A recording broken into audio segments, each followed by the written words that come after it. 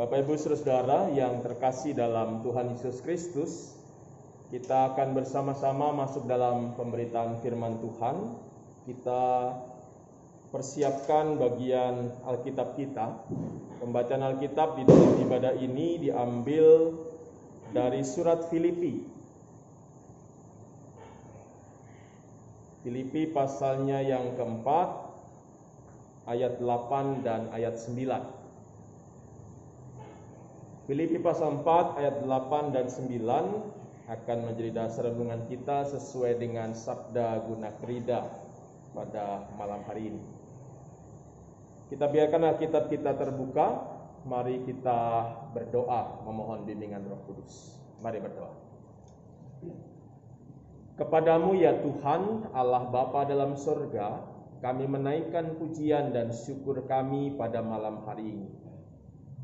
Kami bersama-sama berkumpul di rumah-Mu yang kudus ini untuk beribadah, memuji dan memuliakan nama Tuhan dalam persekutuan ibadah keluarga di jemaat GPIB Air Hidup Kamal ini. Biarlah Tuhan memberkati kami semua, melengkapi sukacita dan berkat yang kami terima, khususnya melalui firman-Mu yang akan kami baca dan renungkan bersama-sama. Sehingga setiap kami terus dikuatkan, dan saat kami meninggalkan tempat ini, kami tidak meninggalkan hadirat-Mu, tetapi kami semakin dekat kepada Tuhan. Berfirmanlah Tuhan, kami siap mendengarkannya. Amin. Saya undang umat berdiri. Saya akan bacakan bagian firman Tuhan yang menjadi dasar renungan bagi kita malam hari ini, yaitu surat Filipi pasal 4 ayat 8 dan 9. Jadi akhirnya saudara-saudara, semua yang benar, semua yang mulia, semua yang adil, semua yang suci, semua yang manis, semua yang sedap didengar, semua yang disebut kebajikan dan patut dipuji, pikirkanlah semuanya itu. Dan apa yang telah kamu pelajari dan apa yang telah kamu terima, dan apa yang telah kamu dengar dan apa yang telah kamu lihat padaku, lakukanlah itu. Maka Allah sumber damai sejahtera akan menyertai kamu. Demikianlah pembacaan Alkitab. Yang berbahagia adalah setiap kita yang memelihara firman Tuhan dalam setiap langkah hidup kita. Terpujilah Yesus Kristus. Haleluya. Haleluya. Haleluya. Haleluya. Silakan untuk kembali. Bapak Ibu Saudara, saya memiliki selembar uang yang tentunya kita kenal bersama-sama. Kalau saya kemudian memperlihatkan bagian ini, apa yang Bapak Ibu Saudara lihat sebagai gambar dalam bagian ini? Gambar siapa ini ya? Ada yang tahu gambar siapa ini? Ini ternyata gambar Insinyur Haji Juanda yang juga namanya dijadikan nama bandara di Surabaya. Nah, sebaliknya kalau kemudian saya balik bagian uang ini, kalau tadi bagian ini, kalau sekarang bagian ini, apa yang kemudian ada di gambar ini? Ada gambar seorang sedang menari. Kalau tidak salah ini tarian Bali. Nah, jadi Bapak Ibu kita lihat sama-sama ya, dari uang ini kita lihat bahwa uang yang satu lembar ini ternyata punya dua sisi yang berbeda. Satu gambar pahlawan namanya Insinyur Haji Juanda, lengkapnya Insinyur Haji Juanda Kartawijaya, dan yang sebaliknya adalah gambar seorang penari Bali. Nah, gambaran dari uang ini menggambarkan sebuah ungkapan yang mengatakan bahwa dalam kehidupan kita ini segala sesuatu juga bisa dilihat dari dua sisi. Seperti layaknya kita melihat uang tadi, ya. Jadi hal-hal yang terjadi dalam kehidupan kita, kita bisa lihat dari dua sisi atau dua sudut pandang, yaitu sudut pandang yang positif dan juga sudut pandang yang negatif. Atau mungkin dengan bahasa sederhananya, satunya sudut pandang yang baik, yang satunya adalah sudut pandang yang tidak baik. Nah, kalau kemudian kita mendapatkan sebuah pemahaman itu, dan ungkapan itu kita dengar dalam kehidupan kita, kira-kira kalau saya tanya sama Bapak Ibu Saudara, lebih banyak mana yang kita lakukan dalam kehidupan kita? Apakah kita lebih banyak melihat segala sesuatu itu dari sudut pandang yang positif atau yang baik? Atau sebaliknya, kita lebih banyak melihat dari sudut pandang yang negatif atau yang buruk atau yang tidak baik? Mungkin masing-masing punya jawaban atas pertanyaan itu. Mungkin ada yang merasa bahwa saya lebih banyak melihat segala sesuatu dari sudut pandang yang baik atau yang positif. Atau dalam bahasa Inggris disebut positive thinking gitu ya. Tetapi sebaliknya ada juga orang yang kemudian berpikir, merenungkan, ternyata saya lebih banyak melihat segala sesuatu itu negatif atau negative thinking begitu. Apalagi dalam kehidupan kita masa kini, banyak orang kayaknya begitu ya. Mudah-mudahan bukan kita begitu, termasuk di dalamnya, yang semakin hari semakin lebih banyak untuk melihat segala sesuatu dari sudut pandang yang negatif itu. Misalnya, saat kita saat ini melihat kondisi kehidupan kita, melihat situasi yang kita alami di sekitar kita, atau melihat keadaan yang kita sedang jalani sekarang, kira-kira Bapak Ibu melihatnya positif atau negatif? Jujur, kalau kita mau melihatnya, kadang-kadang banyak orang yang melihatnya negatif. Sehingga kemudian muncullah pandangan-pandangan yang mengatakan, waduh ini pandemi kok nggak selesai-selesai begitu ya. Kapan selesainya? Kok Tuhan ini diam saja?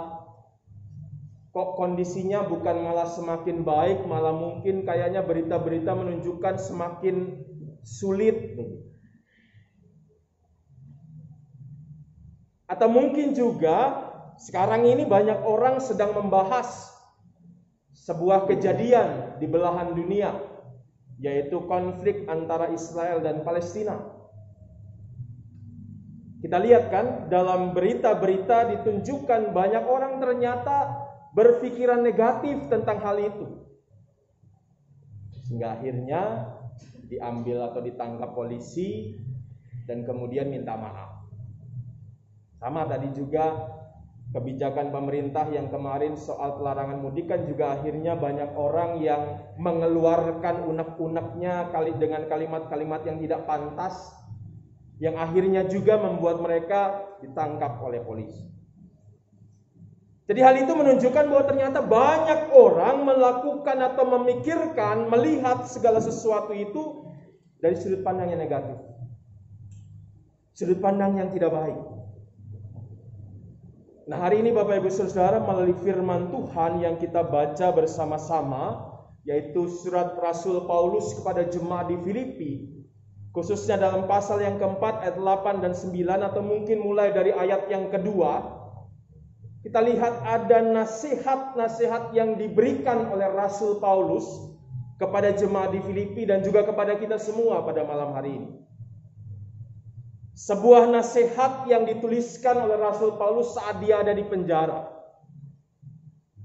Kita bisa bayangkan ya, bagaimana seorang Paulus ada dalam penjara tapi tetap bisa mengatakan dalam ayat 4, bersukacitalah senantiasa. Seorang yang di penjara sedang susah tapi bisa mengajak orang bersukacita. Artinya Paulus juga merasa sebenarnya nggak susah begitu. Meskipun kondisinya seharusnya susah, tapi ternyata dia tetap bisa bersyukur, tetap bisa bersukacita dan mengajak semua orang untuk melakukan itu. Jadi dia mengajak dalam penjara, mengajak semua orang tetaplah bersyukur, tetaplah bersukacita. Artinya dari penjara sekalipun dia tetap bisa memberitakan hal-hal yang baik, melihat hal yang baik dalam segala sesuatu yang dialami. Mungkin kalau kita, ya saya ragu bisa seperti Rasul Paulus begitu ya. Jangankan mengajak orang bersukacita, kita sendiri saja untuk bersukacita atau bersyukur susah.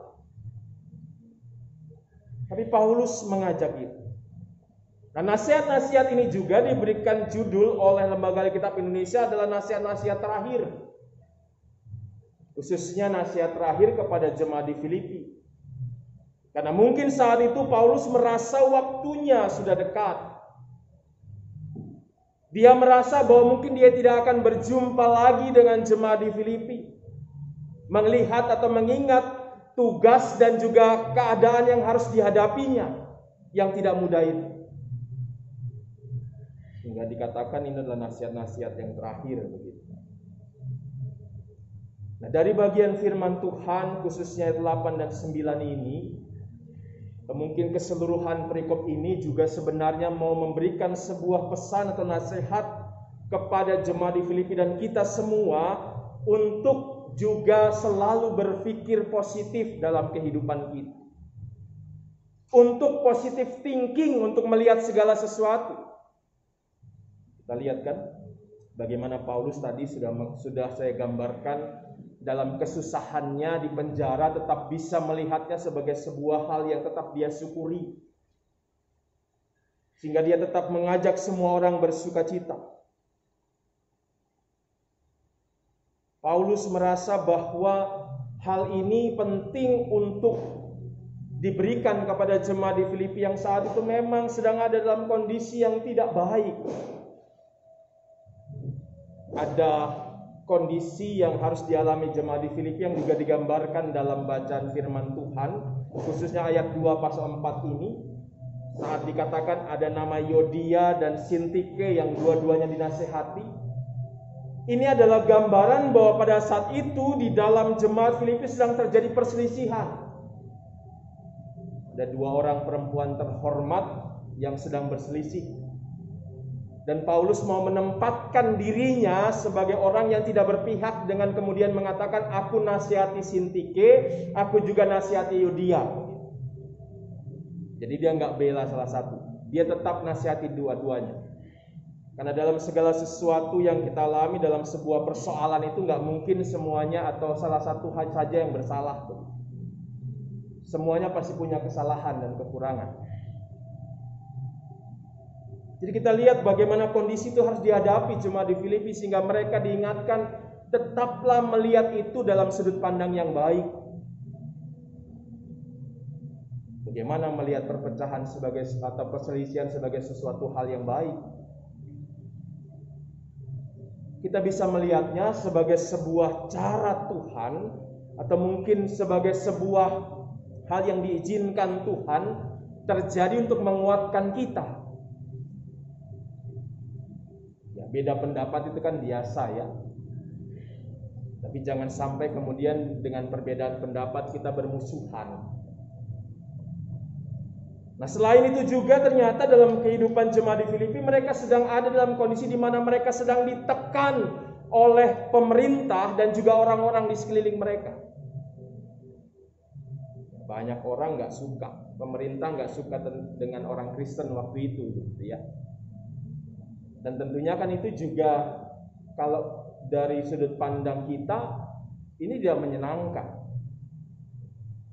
Tapi kita lihat bagaimana Paulus melihat itu sebagai hal-hal yang harus tetap dilihat dari sudut pandang yang positif sehingga tidak menimbulkan pikiran-pikiran yang negatif, yang buruk dalam diri persekutuan jemaat itu. Sehingga pesannya dia katakan di ayat 8 ini.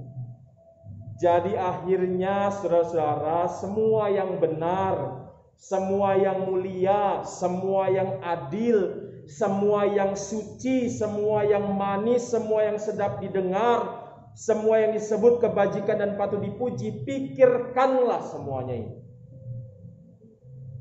Jadi Paulus nggak nyuruh mikir tentang masalah kan.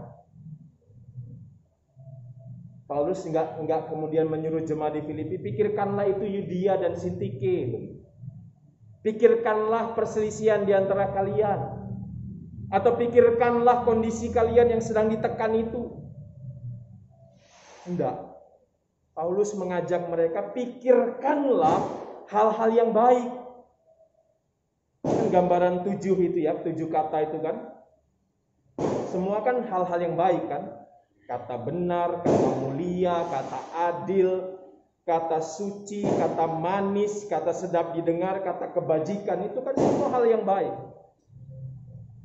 Jadi Paulus bilang, pikirkanlah yang baik-baik saja, nggak usah mikirin yang buruk. Pikirlah positif, nggak usah mikirin yang negatif.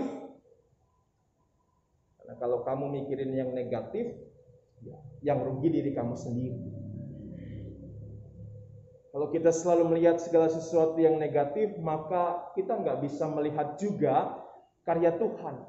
Dan ini yang juga diingatkan kan oleh Paulus di ayat yang ke-9 ini.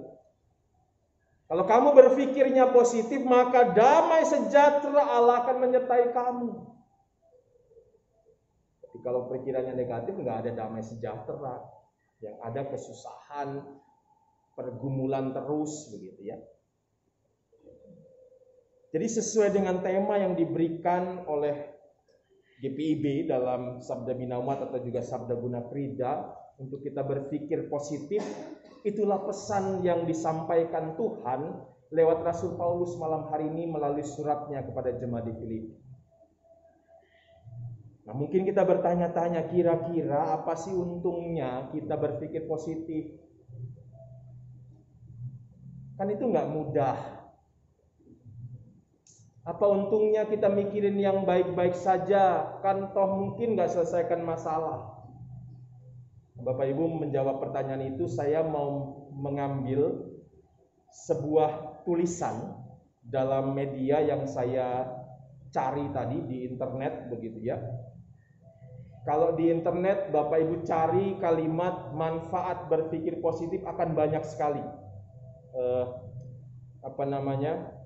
Artikel-artikel yang disampaikan. Saya coba baca, kemudian memilih salah satu artikel dari sebuah website namanya idntimes.com. Kenapa saya milih ini? Karena apa yang disampaikannya ternyata didukung oleh penelitian-penelitian lewat jurnal-jurnal baik psikologi maupun sosial.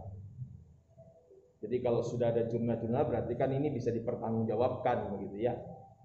Jadi saya mengambil artikel itu yang menyampaikan ada 5 manfaat orang berpikir positif.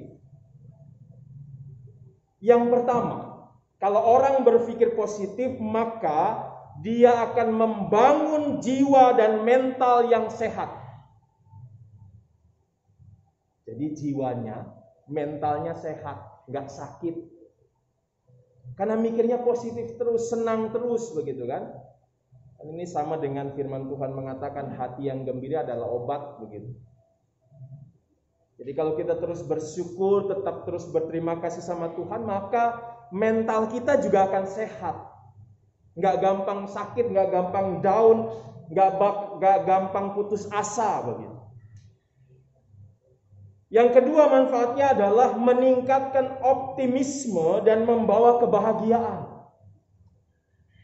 Jadi kalau orang pikirnya positif itu, maka dia akan optimis menjalani hidupnya. Optimis itu kan yakin begitu ya. Kebalikan dari pesimis.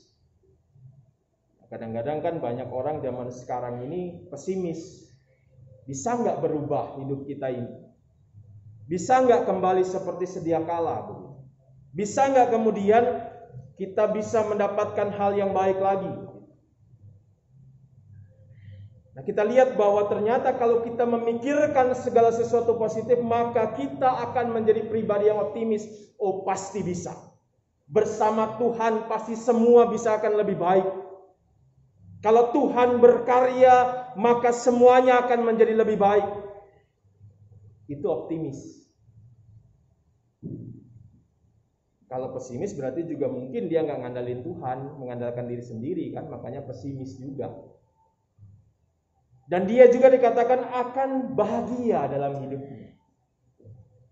Ya, jelas ya, kalau dia berpikir positif ya bahagia, nggak susah melihat semua meskipun ini pergumulan, ini masalah, tetap bahagia, tetap senang. Kenapa? Karena Tuhan selalu ada. Tuhan selalu dirasakan kehadirannya. Jadi meskipun kita susah, sesusah apapun, kalau ada Tuhan, maka semua itu akan tetap kita hadapi dengan bahagia dan sukacita. Yang ketiga, berpikir positif juga akan menurunkan stres. Ya, saya mengajak kita membayangkan, kalau kita mikirnya negatif kan tambah stres kan? Apakah kalau kita berpikir negatif itu masalah kita selesai? Enggak, malah tambah. Makanya berpikir positif saja. Dalam berpikir positif kita akan bisa merasakan kehadiran Tuhan yang akan menguatkan, memampukan kita menghadapi semua masalah kita. Sehingga kita akan menjadi orang-orang yang tidak stres. Karena kalau sudah stres kan bahaya ya. Makanya ada 3S. Apa namanya? Stres, stroke, stop. Itu ada istilah begitu. Kalau kita stres terus, yang ada bisa stroke kita. Karena darah kita naik terus kan. Orang stres itu kan darahnya dari tinggi, akhirnya pembuluh darah bisa pecah, stroke. Gak bisa ngomong, mungkin gak bisa bergerak, baik mungkin sebagian tubuhnya ataupun juga seluruh tubuhnya. Dan akhirnya kalau sudah stroke ya kemungkinan besar akan stop. Karena kalau orang sudah stroke kambuh katanya 2 kali atau 3 kali begitu ya sudah selesai hidup. Jadi kalau nggak mau stroke ya nggak usah stres lah begitu ya. Tetap berpikir positif lah. Yang keempat dikatakan berpikir positif memberi ketenangan buat kita. Kita akan lebih tenang menghadapi semua. Kita nggak gerasak gerusuk begitu kalau orang Jawa bilang. Nggak saknyet begitu. Kita akan memikirkan semua dengan hikmat, dengan ketenangan yang kita miliki, dan kalau sudah ada ketenangan artinya yang kita hasilkan pun akan lebih baik daripada kita emosi begitu kan. Kan kalau kita ngomong sesuatu atau berbuat sesuatu dalam keadaan emosi itu hasilnya nggak baik. Tapi kalau dalam ketenangan kita berkata, sama seperti kemarin, kalau tadi saya cerita soal orang-orang yang mengungkapkan ucapan-ucapan yang tidak pantas itu kan, mereka melakukan itu dalam kondisi yang tidak tenang, sedang marah-marah gitu. Ini kami mau jalan, kami mau pulang kok suruh pulang, suruh balik, putar balik gitu. Sehingga akhirnya kebun binatang keluar dari mulutnya. Dan yang kelima, kalau kita berpikir positif dikatakan dalam artikel itu semua itu akan mengurangi depresi, mengurangi tekanan. Ini penting Bapak Ibu Saudara. Kalau orang depresinya tinggi, itu yang disebut sebagai ODGJ, tahu nggak? Orang dengan gangguan jiwa, yang sering kita bilang orang gila itu. Ya orang kalau depresi kan begitu, mentalnya sudah sakit akhirnya ya sudah terganggu jiwanya. Jadi kita lihat bagaimana pentingnya dan baiknya kita berpikir positif. Bagaimana kita harus kemudian selalu berpikir positif dan menjadikan positif itu menjadi gaya hidup kita.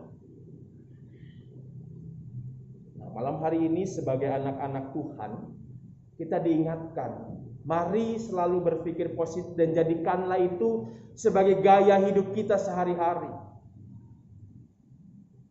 Kita lihat bagaimana berpikir positif akan membantu kita membuat hidup kita lebih baik, bukan sebaliknya.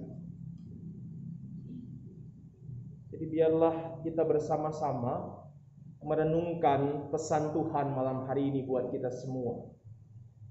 Tuhan sudah berfirman bagi kita melalui Rasul Paulus lewat suratnya ini, untuk kita terus berpikir positif dalam kehidupan kita. Karena dengan berpikir positif maka kita mendapatkan hal-hal yang lebih baik dalam kehidupan kita. Mari kita renungkan firman ini dan mari kita lakukan dalam hidup sehari-hari. Dan biarlah kita jadikan gaya hidup kita sebagai anak-anak Tuhan sebagai orang-orang yang terus berpikir positif dalam kehidupan kita. Tuhan memberkati Bapak Ibu Saudara. Amin.